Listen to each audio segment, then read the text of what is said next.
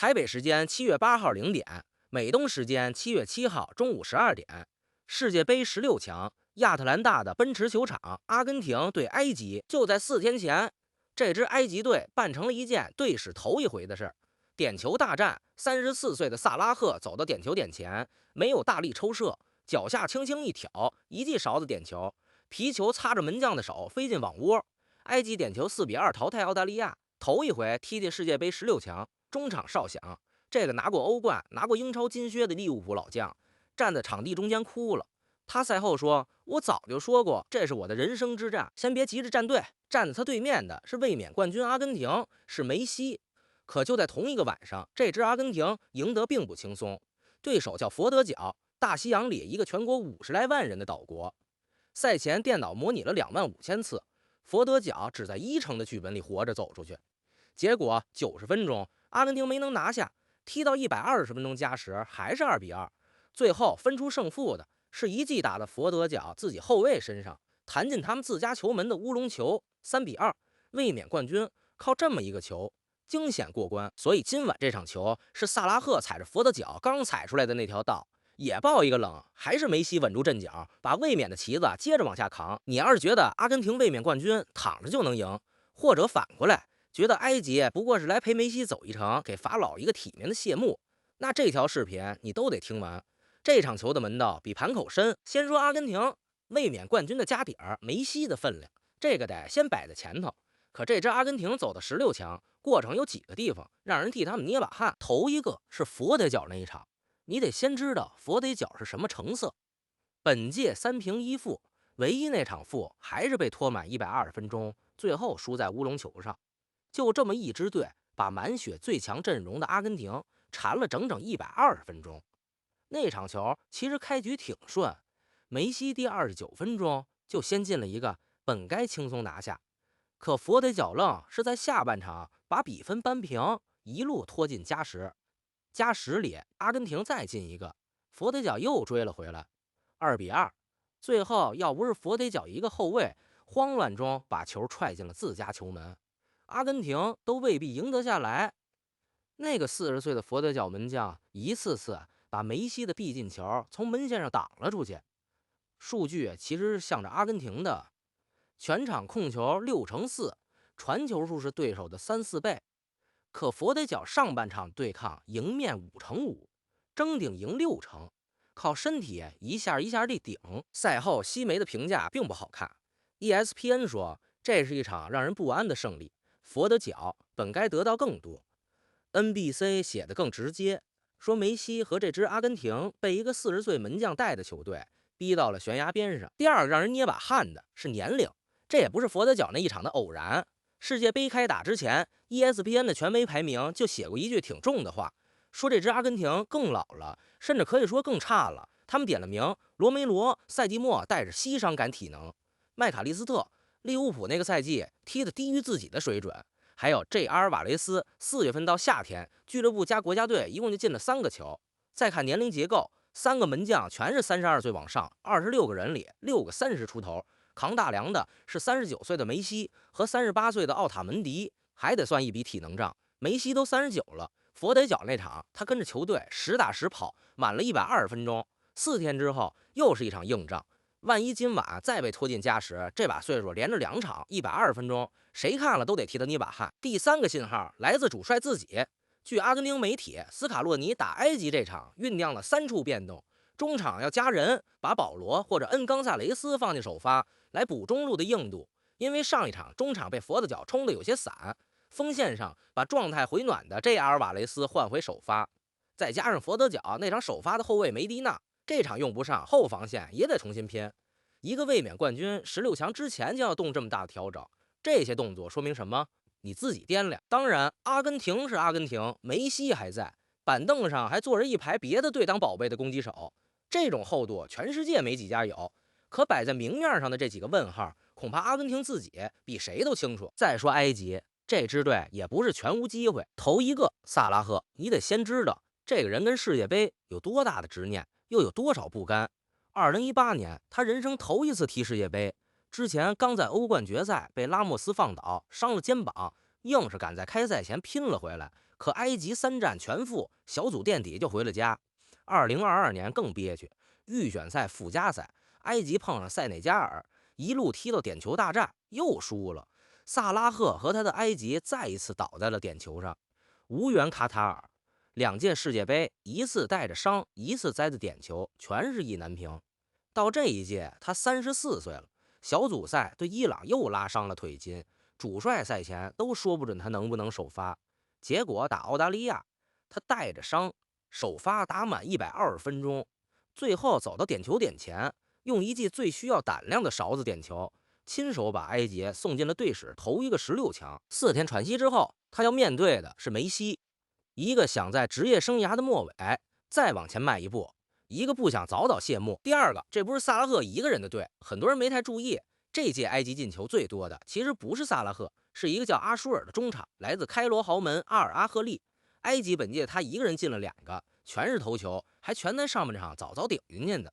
对比利时19分鐘，对澳大利亞13分鐘，薩拉赫這屆自己進了一個球，他的價值更多在策動，在帶着腿筋傷還敢站上點球點的那份擔當，往裡捅球的另有其人。這說明埃及有第2個爆點，每把寶全壓在一個34歲的人身上，而且這支埃及能走到這兒，不是蒙來的運氣。小組賽他們1-1逼平了比利時，3-1拿下新西蘭，贏下隊史世界杯的頭一場勝利，又1-1平了伊朗，硬是從一個有比利时的小組裡實打實拼到了第2名出線。第3個是淘汰賽裡挺值錢的一樣東西，扛得住。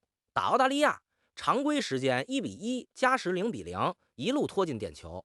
為了贏下這輪點球，澳大利亞甚至在第119分鐘專門換上門將賭一把撲點，結果沒賭贏，他們自己的2個主罰全踢在了門框上。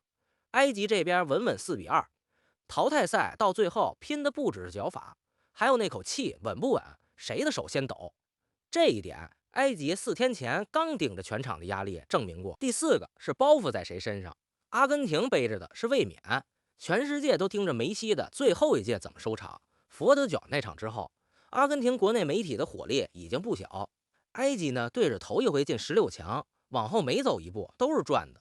光腳的不怕穿鞋的，一場定生死，誰的包袱重，誰的動作可能就先變形，這是淘汰賽的老規律。說到這兒，插一段2隊的老仗，不過這仗特別短。阿根廷和埃及歷史上攏共就交過2次手，還都是友誼賽，埃及1次沒贏過。這是他倆頭一回在世界杯上碰面，沒有世仇，也沒有魔咒。真要找點歷史的分量，得往埃及自己身上找。埃及是全世界第一個踢世界杯的非洲國家，早在1934年，那還只是第2屆世界杯，他們就去了，比不少歐洲老牌都早。可去了之後呢，頭一場就被匈牙利淘汰出局，然後就是漫長的空白，一等就是50多年，到1990年才第2次擠進世界杯，小組賽一場沒贏。2018年第3次去，薩拉赫帶隊還是3戰全負。你品品這個滋味，將近100年，4次參賽，世界杯的淘汰賽他們一場沒贏過，連勝場都屈指可數。一個7次捧起非洲杯的非洲老大哥，在世界杯這張最大的桌子上，就這麼窮了快100年，一直到4天前打澳大利亞，才拿到隊史世界杯淘汰賽的頭一場勝利。薩拉赫今晚想接着往前推的就是这個。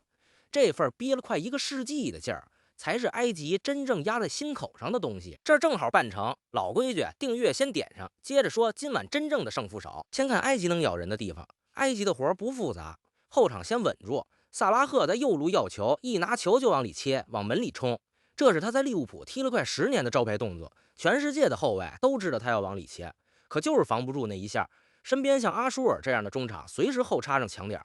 定位球是他們另一把刀。對澳大利亞的第一個球就是薩拉赫參與策動的任意球，後點一個頭球頂進去的。而阿根廷這條防線，羅梅羅帶着傷，梅迪納這場不在，得重新組合去面對薩拉赫這種一步能趟出去的爆點。不過話說回來，公道話也得講，阿根廷手裡攥的那張牌是全世界最難防的。39歲的梅西這一屆已經踢進了7個球，打佛得角那場的進球是他世界杯生涯的第20個，世界杯歷史第1射手，前无古人。他連續8場世界杯都有進球，這種人一腳穿穿一個任意球就能把一場僵持劈開。